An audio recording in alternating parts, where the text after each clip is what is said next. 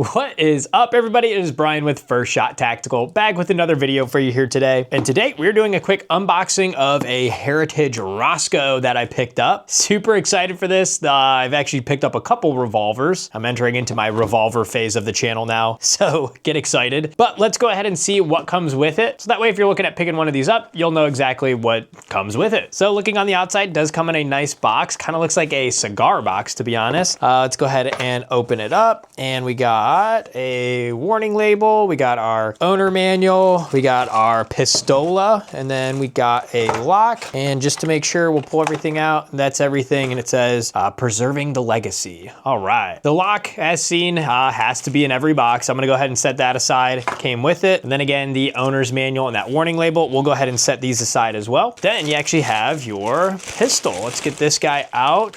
Look at this guy, super cool. You do get a label on it here, read manual before use, of course, but let's go ahead and peel that off. There we go, a little safety guy in there, so you can peel that out, and now the gun's clear.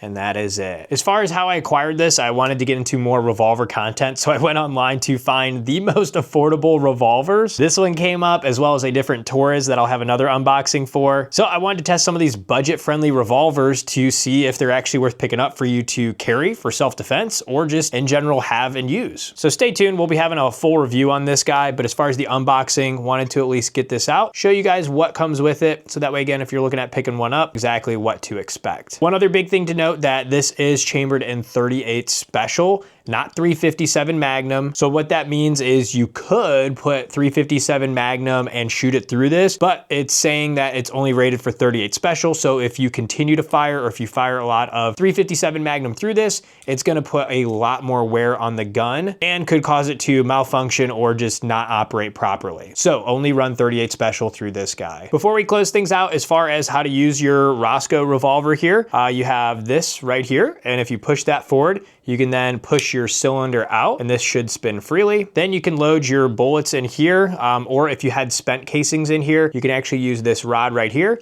You push that, and that will eject your spent casings out. Once you have all 5 of your bullets loaded in there, you can then close your cylinder, and this does have single action and double action. So for your first round, you can actually pull, don't do that. You can actually pull this back, and you can see that that trigger comes all the way back like that. And now you're gonna have a nice light trigger pull. And then if you want, you can shoot again. It will be in double action. So it's gonna be a much heavier trigger pull, but then you can just continue to shoot. Speaking of trigger pull, before we close things out, let me actually let you know what the trigger pull weight is for double and single action. So first, let's do single action. So we got the hammer back. Go ahead and set this on our table, and we got our Wheeler trigger gauge. Let's go ahead and pull, pull, pull, pull, pull, pull, pull, pull, pull, and come on.